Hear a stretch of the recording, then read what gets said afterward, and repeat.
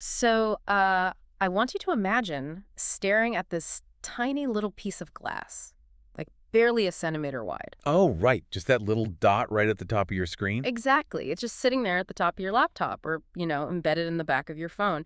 And logically, it is nothing more than silica, some metal, a few basic sensors. Yeah, completely harmless stuff. Right. Yet, biologically speaking, the exact second that little green or red recording light clicks on, your brain treats that innocuous piece of glass like it's a literal predator in the wild. It really does. The biological response is it's instantaneous. It is. Your throat tightens up, your heart rate spikes, and your prefrontal cortex, which is, the logical, articulate part of your brain, it just totally shuts down. You just go blank. Completely blank. Yeah. You're left staring into this weird digital void, wondering where all your expertise and your natural charm just vanished to. Well, because it is a profound neurological hijack. I mean, we've engineered this modern society where the camera lens is the absolute non-negotiable gatekeeper to your audience. 100%. To your colleagues, your potential clients, everyone. Exactly. We have to interface through it every single day, and yet our ancient nervous systems are basically unequipped to handle that artificial pressure. The pressure of just being observed by this unblinking digital eye. And hacking that biological friction is the core of our deep dive today. We are exploring a truly fascinating YouTube transcript from a channel called B-Rad Celebrity Hairstylist. Yeah, that's a great source. It really is. The specific video we're looking at is titled Being Unstoppable Confidence on Camera, and it centers around this incredibly rich, deep conversation with Jacqueline Capatolla, who goes by Jackie. And just to give you some background on Jackie, she is an absolute titan in the beauty and fashion industry. Oh, for sure. We are talking about over 3 decades of hard-fought, in-the-trenches experience here. She owned and operated a brick-and-mortar salon for 27 years. Which is a massive achievement on its own. Seriously. But now she has transitioned all of that knowledge into a coaching business that specializes specifically in camera confidence. And what's really important to note is that, sure, her professional roots are firmly planted in the salon world handling, like editorial photo shoots, runway shows, bridal events. Right. But the psychological framework she developed for conquering the camera, it transcends the beauty industry completely. Totally. She has essentially reverse-engineered how to translate human charisma across a digital barrier, which honestly is a universal requirement in the modern economy. It really is. So the mission for this deep dive is to extract every bit of that psychology, the practical toolkits, and, the fundamental mindset shifts she discusses. We want to tear down the mechanics of camera shyness and rebuild a model for projecting authentic confidence through a screen. I love that. Okay, let's unpack this, because while our source material uses the beauty industry as its primary laboratory, the lessons we are pulling out today apply directly to you. Absolutely to you. Yeah, whether you are agonizing over an upcoming virtual pitch to a board of directors, or trying to build a personal brand on social media, or even just trying to suppress that wave of panic when a friend points a smartphone at you at a party, the underlying psychology is identical. What's fascinating here is the core paradox that Jackie identifies right at the beginning of the transcript.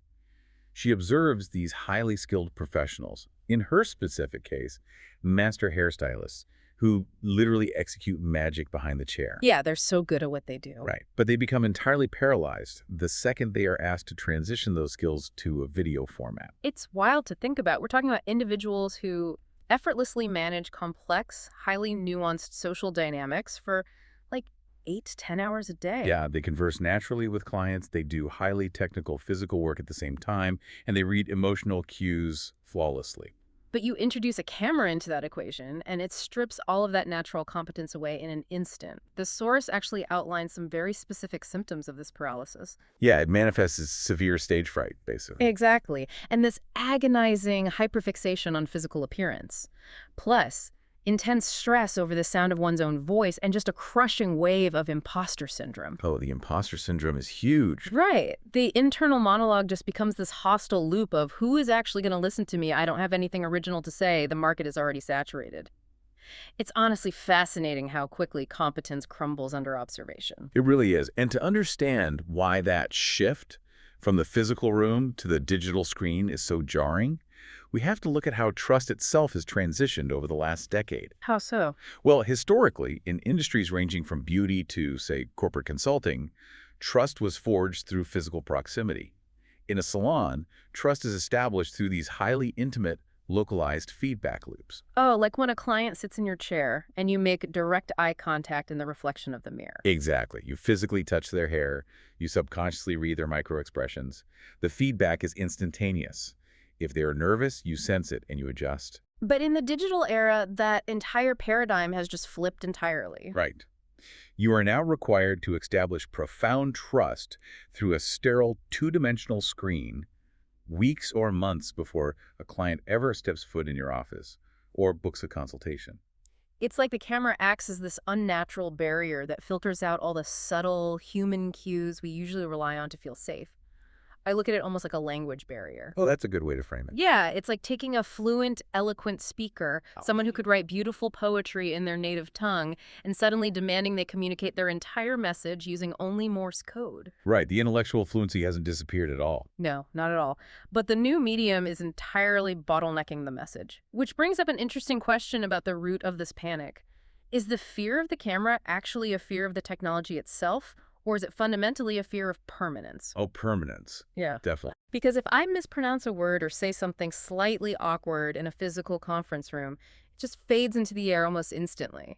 But if I say that exact same awkward thing on a recorded video, it lives on a server forever. The fear of permanence is undoubtedly the heavier weight here, and it is massively compounded by the complete absence of immediate validation. Right, we need that feedback. We do. Human beings are social creatures. We regulate our nervous systems through the reactions of others. When you tell a joke to a room full of colleagues and they laugh, your nervous system receives a rush of validating neurochemicals. Your shoulders drop, your breathing deepens, you relax. Exactly. But when you tell that same joke into a camera lens, you receive absolutely nothing in return, just silence. And the human brain is notoriously bad at interpreting a lack of feedback.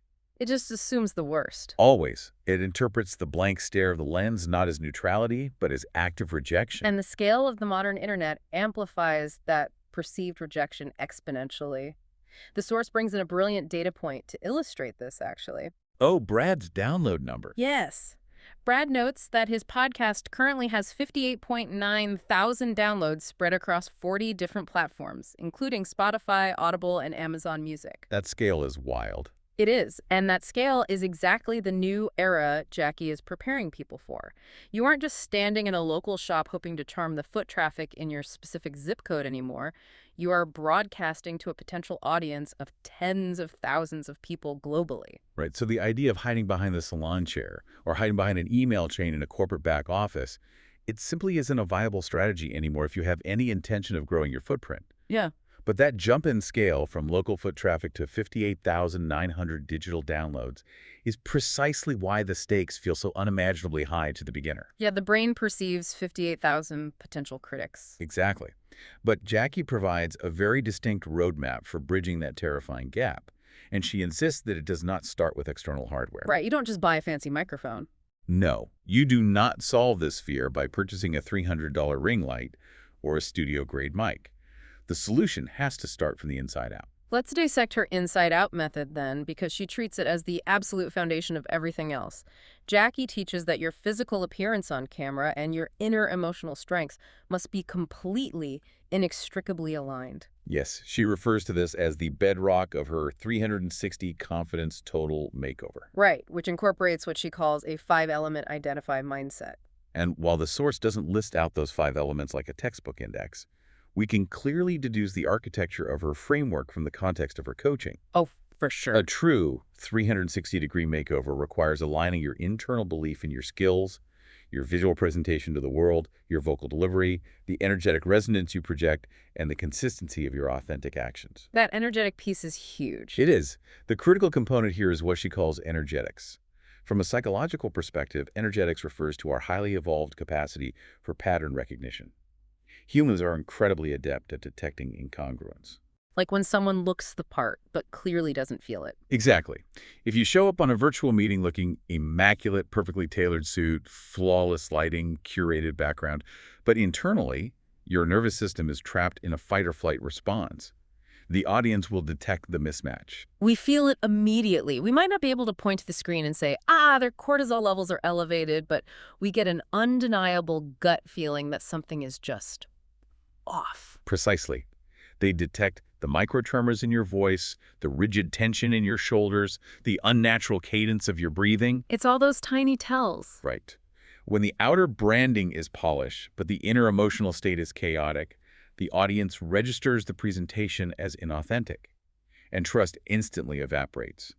The outer presentation must be a genuine reflection of a grounded internal state. I want to push back on the concept of outer attire for a moment, though, especially in a professional context. Okay, sure. Because we hear the phrase, fake it till you make it, all the time.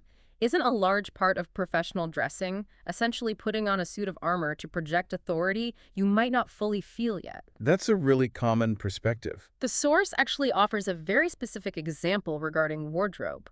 Brad, the host of the video, points out that he intentionally wears black in almost all of his camera appearances. Yeah, his Steve Jobs thing. Right, he jokingly refers to it as his Steve Jobs thing. He explains that he comes from a background in theater and the hair industry where wearing black is the baseline standard and it prevents visual distraction. That's true. So, my question is, does adopting a strict uniform like that restrict a person's authenticity, or does it actually serve to free up their mental bandwidth? In Brad's specific case, it acts as a massive cognitive release valve, and it perfectly illustrates Jackie's point about true alignment.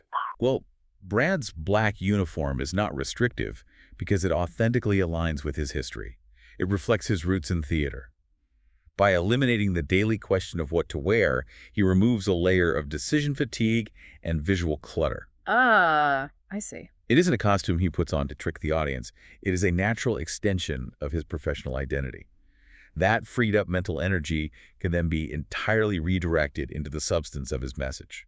Which contrasts perfectly with Jackie's approach now that I think about it. She mentions that she frequently wears hats and vibrant power colors like bright red when she presents. Exactly. For Brad, a bright red hat would be completely out of character. It would be distracting. But for Jackie, it perfectly matches her highly animated, energetic brand. The lesson she is driving home is that your attire has to match the culture of the brand you are actively building. You can't just copy someone else's uniform. And the source offers a highly visual, almost humorous warning about this exact trap. The leather jacket thing. Yes. Jackie notes that if you are naturally a very conservative, traditional person, but you decide to show up on camera leathered up with heavy chains and wild accessories just because a marketing guru told you it looks edgy, the audience will see through the facade in seconds. You will literally look like you are playing dress up in someone else's closet. Exactly. Okay. And the mental cost of maintaining that costume is staggering. Oh, absolutely. When you are speaking to a camera, your cognitive load is already maxed out. You are managing your talking points, your pacing, your volume, your eye contact. It's exhausting. Right. And if a portion of your brain is simultaneously whispering, do I look ridiculous in this leather jacket? I would never wear this to the grocery store. You are bleeding the very energy you need to establish a connection with the viewer. Authenticity isn't just a moral philosophy in business. It is quite literally an energy-saving mechanism. That is a brilliant way to frame it. Authenticity preserves cognitive bandwidth. But, understanding that philosophy and actually executing it are two very different things. Oh, entirely different. And this is where Jackie's expertise really shines, because she immediately pivots from this high-level mindset theory into an incredibly tactical, low-barrier execution plan. Yes, her three-step challenge. Exactly. The three-step challenge she outlines for absolute beginners is brilliantly simple. Step 1. Take a simple selfie and post it online with a short, honest caption about who you are and the value you offer. Just a selfie. Just a selfie. Then step 2, record a mere 20-second video of yourself speaking and post it without agonizing over the lighting, your hair, or the sound of your voice. And step 3, repeat the process constantly. From a clinical perspective, what Jackie is prescribing here is textbook exposure therapy. Really? Exposure therapy? Yeah, because when a person is paralyzed by camera shyness, their brain is reacting to a massive perceived threat. If a coach simply tells them to sit down and record a polished 15-minute corporate presentation, the amygdala will trigger such a severe panic response that the individual will likely abandon the project entirely. They'll just shut the laptop and walk away. Right. And even if they force their way through it, the experience will be so traumatic, they will subconsciously avoid ever doing it again. So you have to lower the stakes to trick the brain. By starting with a static image, a selfie, the the perceived threat level drops dramatically. You control the environment. Yes, you have total control. You can adjust the angle 10 times, you can pick the lighting, and you have unlimited time to sit quietly and craft the written caption. It creates a perfectly controlled environment. Hmm. By taking that first step, you force the brain to confront the reality that posting a photo did not, in fact, result in a catastrophic societal rejection. The world didn't end. Exactly. Yeah. The neurological threat level decreases. Once that baseline is established, you escalate slightly to the low-stakes 20-second video. And Jackie is adamant that the goal of this 20-second video is not to produce good content, like, at all. Not at all. The sole objective is the physical act of hitting the record button. She states quite plainly that confidence comes from consistency. Right. By repeating this low-stakes action, you are literally rewiring your amygdala to recategorize the camera lens from a hostile predator to just a neutral tool. Yes. Here's where it gets really interesting, though. Because once you have bypassed the initial panic of hitting record, you still have to figure out what to do with your eyes and your delivery. Which is where most people freeze up again. Right. And Jackie introduces a visualization technique for body language that completely redefines the digital experience.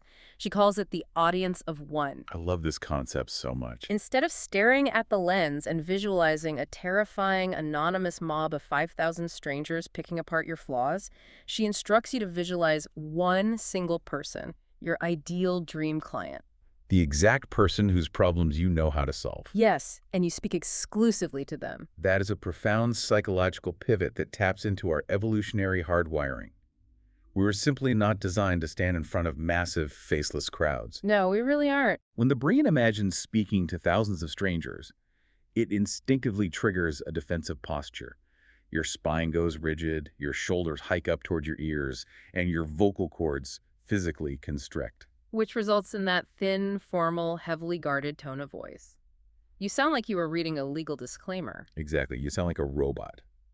But the moment you shrink that visualization down to one person, maybe it's a specific colleague you mentor or a client you helped last week, your physiology completely transforms. You immediately humanize the sterile digital space. Your pitch modulates naturally. When you explain a complex problem to a single person you care about, your voice drops into a calm, reassuring register. Right, and when you want to motivate them, your energy authentically spikes. Yes, you transition from performing at an invisible audience to conversing with a real human being. This completely overrides the stiff, unnatural body language that ruins so many video presentations. The source material highlights Jackie's own physical mannerisms to drive this point home, actually. She openly acknowledges that she talks with her hands constantly. She's very animated. Very. It is an inseparable part of her communication style. If she attempted to follow a rigid, traditional public speaking rule like, seating on her hands or keeping them perfectly folded on the desk, she would look incredibly stiff. Uncomfortable and inauthentic. Exactly. Letting her hands fly, even if it's a bit chaotic, is vastly superior to textbook posture because it is undeniably real. However, recognizing the power of authentic body language doesn't eliminate the need for structural support. True. Even when your mindset is aligned, you are wearing clothes that fit your brand culture, and you are brilliantly visualizing your audience of one, the sheer mechanical logistics of delivering a message directly into a lens can still derail you. Oh, the physical setup is where the illusion of eye contact usually falls apart. Completely falls apart. But Jackie shares a remarkably clever, low-tech trick to solve this, especially for beginners whose nerves are still highly active. She recommends taking a large physical whiteboard, writing down 3 distinct large bullet points, and placing that whiteboard directly behind the camera lens, precisely at eye level. The brilliance of the whiteboard strategy lies in how it manipulates the viewer's perception. How do you mean? Well, the single most common mistake professionals make on video is breaking eye contact to look down at notes on their desk, or worse, glancing off to a secondary monitor. I see that all the time. Every time your eyes dart away from the lens, you sever the parasocial connection you are building with the viewer. It signals distraction or a lack of confidence in the material. Right. But by placing the whiteboard directly behind the lens, you can freely reference your core concepts while giving the viewer the unbroken illusion that you are staring directly into their eyes. Exactly. It eliminates the crippling pressure of memorizing a script while entirely preserving that energetic connection. Okay, I understand the theory of the perfect setup, but let's talk about reality for a second. Sure. What happens when that carefully constructed environment shatters? Because no matter how perfectly you align your whiteboard, life is inherently chaotic. What is the protocol when you are in the middle of a brilliant emotional point and your dog starts losing its mind at the mailman? Or, like, your toddler wanders into the frame? That scenario is the ultimate stress test for digital confidence. I mean, for decades, the standard corporate reaction to an environmental disruption was immediate panic. Oh, yeah. You apologize profusely, you look embarrassed, and you hastily shut down the recording or mute the stream. Right. The source transcript actually provides the exact moments this chaos happened to Jackie. She mentions sitting there during her interview with Brad, fully aware that her dog was in the room and anticipating a barking fit at any moment. The classic work-from-home anxiety. Exactly. And she also shares a story about hosting a live digital challenge during a week of severe regional storms where her audio feed kept degrading and cutting out. And her prescribed reaction to these seemingly disastrous moments is incredibly liberating. It really is. She commands you not to panic. Do not shut down the stream. Instead, you verbally acknowledge the chaos. You smile, you say, life happens, my dog is barking. You take a deliberate pause to let the tension settle if necessary, and then you seamlessly push forward. If we connect this to the bigger picture, Jackie's advice perfectly aligns with a massive shift in how modern audiences consume media. Yeah. Now think about it. 15 years ago, a corporate video was expected to be flawless. It was heavily edited, spliced, color-corrected, shot in a controlled studio. Very sterile. Extremely. But today, we are living through a massive recession of institutional trust. Audiences are highly sophisticated, and they view hyper-polished, flawless content with deep cynicism. Because they know it has been curated and manipulated by a PR team. Exactly. So when a dog barks during your presentation, and you handle it with a calm smile rather than meltdown, the audience does not penalize you. They actually trust you more. It shatters the artificial barrier. Bloopers are no longer mistakes. They are highly effective connection points. They really are. A perfectly edited video feels like an advertisement trying to sell you something. But a live video where the internet buffers or a kid walks in, that feels like an authentic relationship with a real human being. And Brad brings up a phenomenal example in the text regarding this. He talks about seeing professionals handle the barking dog scenario, not by yelling off camera, but by physically picking the dog up, bringing it into the frame, and introducing it to the audience. That is brilliant. That single action entirely diffuses the tension. It transforms a potential disaster into an incredibly relatable, endearing moment. Learning to lean into the messiness of reality rather than fighting it is the true secret to building what Jackie refers to as the wheel of confidence. Let's transition into that concept, actually, because sustaining confidence is entirely different from faking it for a 20-second video. Confidence is never a permanent state. It's a cycle. A revolving door, as she calls it. Yes, a revolving door of momentum. There are phases where you are riding high, your content is resonating, and your delivery is effortless. And then, inevitably, the momentum drops. It always does. You launch a video that completely flops, your internet drops during a major presentation, or you get a wave of negative comments. When the momentum dips, the confidence plummets alongside it. But her core thesis is that if you simply keep pushing on that revolving door, if you maintain raw consistency, the momentum will eventually swing back up, carrying your confidence with it. She utilizes a highly effective athletic metaphor here, specifically referencing Tom Brady. Oh, right. She reminds the listener that Brady did not achieve the pinnacle of NFL success by being flawless on his first day of training camp. He achieved greatness through relentless, imperfect repetition. He threw thousands of terrible passes in practice. He did the reps. Exactly. He did the reps. The athletic mindset is so crucial when we talk about surviving the internet, specifically when it comes to handling feedback. If you start putting yourself on camera, you are going to receive constructive and often very unconstructive criticism. Oh, without a doubt. The source mentions the kind of feedback that stings the most. Imagine you post a video you worked really hard on, and the first comment says your audio sounds like it was recorded in a tin can. That hurts. Or someone points out that you look highly unprofessional because you showed up with a messy ponytail and a wrinkled shirt. The immediate, visceral human reaction is intense defensive. We want to scream, "You have no idea how hard I worked on that." Right, because the ego's primary function is to protect our sense of identity, so defensiveness is a natural biological response. It's instinct. It is. Ta- However, the psychological necessity for long-term growth requires learning how to surgically detach your ego from your performance output. That sounds difficult. It is. But think about an elite athlete. When they sit down with their coach to review game tape, and the coach points out that their footwork on a specific play was sloppy, the athlete doesn't burst into tears and assume they are a worthless human being. Right. They engage their prefrontal cortex, the analytical brain, and they simply adjust their feet for the next game. Exactly. You have to treat your own videos like game tape. Jackie advises taking a deliberate pause when that harsh feedback hits. You step back from the emotional sting and ask an analytical question. Like, is there objective truth in this comment that I can utilize to elevate my next presentation? Precisely. If someone says your shirt is wrinkled, and you look at the video and realize it is wrinkled, the ego has to take a back seat. Jackie emphasizes that true confidence is intrinsically linked to self-respect. If you respect your own message, you have to accept that taking the time to iron your shirt or upgrade your microphone is an act of deep respect for the audience's time. And that level of self-respect cannot be contained to a digital window. It inevitably bleeds into offline life, which is the true power of the wheel of confidence. How so? Well, when you stop hiding your authentic self from the camera lens, you simultaneously stop hiding from yourself. You're forced to clearly articulate your values, evaluate your physical presentation, and really own your expertise. That makes sense. As you align those elements digitally, they naturally begin to align in your physical reality. It impacts how you negotiate a salary, how you set boundaries in personal relationships, and how you approach your physical health. And the source grounds this philosophy with a stark reality check regarding physical health, actually.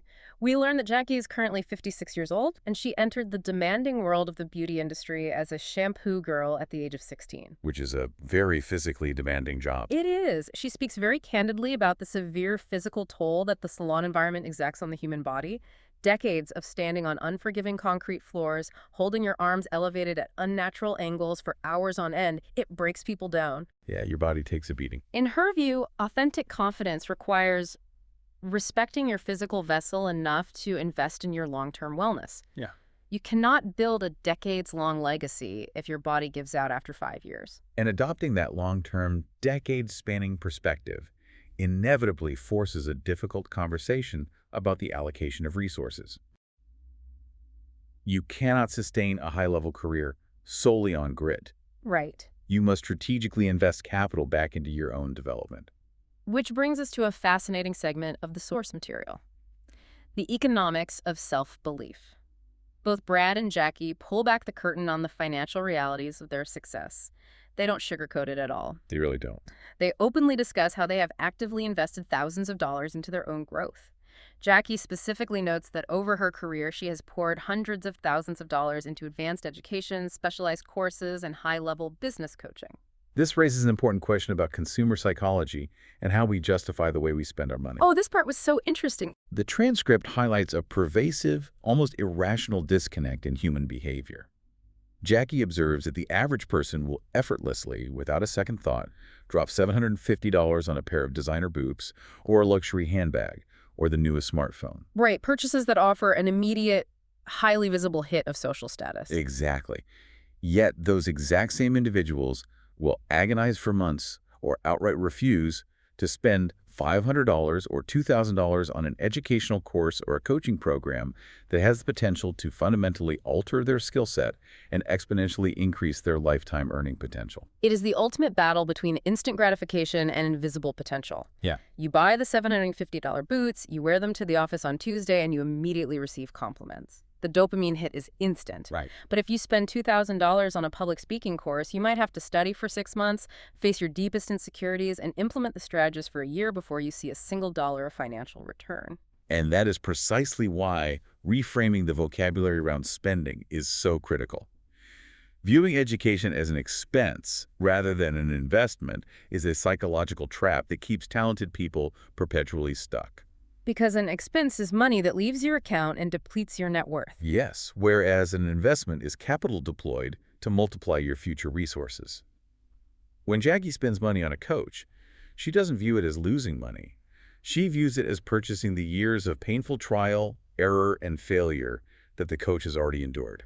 She is buying speed. She is buying a shortcut past the mistakes that would otherwise cost her vastly more time and money to learn the hard way. But I have to play devil's advocate here because it is incredibly easy to say just invest in yourself when you already have a thriving business and abundant cash flow. That's a fair point. What about the person listening right now who is flat broke? I was deeply moved by Brad's mention of what he calls his macaroni and cheese face. Oh, the mac and cheese face? Yeah. He talks about the early days of his career where he was literally eating boxes of cheap mac and cheese for dinner just so he could scrape together enough loose capital to buy the education he needed. There was a genuine, painful physical sacrifice happening. Absolutely. So how does the listener distinguish between a necessary sacrifice for future ROI like eating mac and cheese to buy a course and simply throwing their hard-earned money at some charismatic, trendy internet guru who is selling empty promises? That is the defining challenge of the digital education market right now. The distinction circles right back to the bedrock of Jackie's philosophy. An investment only yields a sustainable return if the strategy you are purchasing aligns completely with your authentic identity. Right. The modern consumer market is too sophisticated to be fooled by borrowed personas. If you spend $5,000 on a marketing course that teaches you to build a highly polished, ultra-corporate, suit-and-tie digital avatar. But your actual reality is that you are deeply embedded in a casual, highly informal local community. Exactly. The strategy will fail. The audience will go to your social media, look at your real life, and instantly recognize the fracture between the digital avatar and the physical reality. The audience can smell the fake from a mile away, and once they smell it, the trust is gone forever. Authenticity is not just a feel-good buzzword. It is the only viable, long-term economic strategy in a highly transparent digital world. Your financial investments must be laser-focused on amplifying your true existing strengths rather than attempting to mask your personality behind someone else's successful template. And when you do manage to align your authentic self with the right investments, the scale of what you can build is staggering. The source provides some incredible examples of where this road leads. To experiential events, right? Yes. Jackie talks about hosting highly exclusive VIP days in Pittsburgh, and she mentions an upcoming fall retreat for her clients. And then Brad takes the concept of experiential networking to a massive scale with his beauty industry cruises. Those sound amazing. They really do. The text explicitly mentions a Halloween hangout cruise that departed from Miami in October of 2023 and a massive 7-night, 8-day Greece and Turkey cruise setting sail from Athens in June of 2024. Why? These are not cheap, hour-long Zoom webinars. These are highly complex, premium experiential events that only exist because both of these individuals spent decades and massive amounts of capital building their authentic authority to the point where peers are willing to fly across the globe just to be in their proximity. Those luxury cruises and exclusive retreats are the ultimate manifestation of the compounding effect. They serve as a brilliant contrast to the beginning of the journey. Right, because you start by sitting alone in your living room, terrified out of your mind, forcing yourself to record a 20-second video on your phone. And if you maintain consistency, process the feedback analytically rather than emotionally, and relentlessly invest in your authentic voice, you eventually find yourself hosting industry leaders on a ship in the Mediterranean. But you cannot get to the Mediterranean without taking that first terrifying leap of faith. No. Which brings us perfectly to the absolute emotional peak of this deep dive. Of everything in the source material, Jackie's origin story is what truly stuck with me. It's a great story. We learned that when Jackie was just 16 years old, working as a shampoo girl, she sat down with a physical notebook. She wrote out the words, Jacqueline's House of Beauty, and she painstakingly drew a picture of a house detailing exactly what she wanted her future salon to look and feel like. Just a teenager with a notebook. Fast forward to the year 1994. She is a young mother. She has 2 small children, ages 7 and 4, and she has exactly $1,000 to her name. That's nothing when starting a business. Nothing. With nothing but that $1,000 and the vision in her head, she signs a lease and opens her first actual salon in a historic building in downtown Pittsburgh. He has a phenomenal case study in the power of directed visualization and the absolute necessity of taking imperfect action. She did not have the ideal runway, she did not have a robust financial safety net, and she certainly didn't have all the answers. Not at all. But she had a crystal clear, documented vision of the identity she was determined to step into. She began operating with the mindset of a successful salon owner, long before she had the bank account to prove it. The act of writing it down at 16 created a subconscious compass that guided her decisions for decades. And the physical proof of that compass is incredible. The transcript notes that in 2009, years after establishing her business, she was digging through old boxes and actually found that original notebook from when she was 16. Oh, that must have been such a surreal moment. Right. She looked at her teenage drawings and realized she had physically manifested the exact building she had dreamed up. Finding that notebook sparked a massive wave of inspiration, leading her to spend the next 3 years writing a book. Yes, her book. Finally, in 2012, she published Shear Dreams, spelled S-H-E-A-R, as a play on cutting shears. It is a workbook, an inspirational guide, and a literal roadmap for young stylists trying to set up their own salons, all born entirely from a teenager's notebook. It is the ultimate tangible realization of her inside-out philosophy. The inner dream of a 16-year-old girl eventually materialized into the outer reality of a brick-and-mortar business in downtown Pittsburgh. Yeah. And then further evolved into a published piece of legacy media that will guide the next generation. So what does this all mean? When we strip away the tactical advice about buying whiteboards, adjusting ring lights, and posting selfies... What's the real takeaway? Right. Jackie's ultimate nugget of wisdom isn't actually about the mechanics of a camera at all. It is fundamentally about the courage to take chances. It is about the willingness to say yes to massive opportunities long before you feel 100% prepared. Yeah, that leap of faith. She shares a story about saying yes to styling hair for Pittsburgh Fashion Week, stepping completely out of the safe, controlled comfort zone of her salon and onto a chaotic runway floor simply because she refused to let fear dictate her boundaries. And near the end of the interview, she poses a deeply poignant question to the audience that reframes the entire concept of fear. She asks the listener to deeply consider, what are you missing out on by not showing up for yourself? That's a heavy question. But then she flips the perspective to something far more powerful, asking, what is your audience missing out on because you have chosen to stay hidden? That reframing changes everything. It asks us to consider what the world is actively losing because we are too intimidated by a tiny piece of glass to share our hard-earned expertise. Precisely.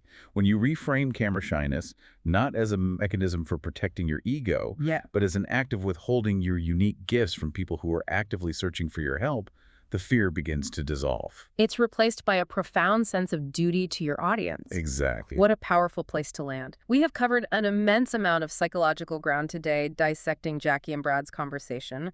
We started with the sheer biological terror of the lens and how to hack your nervous system by taking a low-stakes selfie. Right, the exposure therapy. We explored the transformative power of visualizing the audience of one to instantly warm up your vocal cords and body language. We broke down the cognitive shift required to treat critical feedback like an athlete reviewing game tape, engaging the analytical brain over the emotional ego. We covered a lot. We did. We discussed the tactical brilliance of the whiteboard trick, the absolute necessity of leaning into chaotic moments like a barking dog, and the difficult math of investing in your invisible potential rather than visible status symbols. And it all culminated in the story of risking a final $1,000 on a notebook drawing.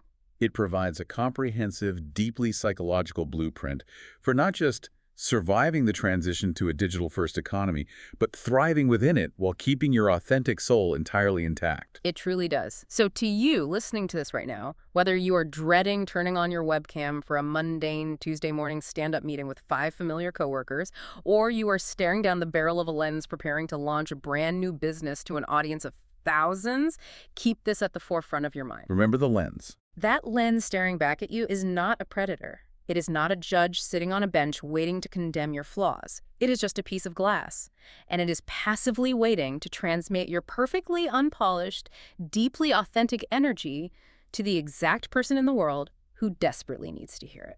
I will leave you with this final lingering thought. Throughout this deep dive, we have focused heavily on overcoming the fear that the camera will permanently capture our mistakes. The messy hair, the stutter, the technical glitch. We are terrified that our flaws will be recorded forever. We are. But what if our assessment of the risk is entirely backwards? What if the real danger isn't that the camera captures your mistakes? What if the true danger is that, by allowing fear to keep you hidden off-screen, you guarantee that your unique perspective, your hard-earned knowledge, and your entirely irreplaceable voice simply disappear from the world without leaving a trace? Thank you so much for joining us on this deep dive. Now, go turn on that camera, step out from behind the chair, and share your light with the world. We'll catch you next time.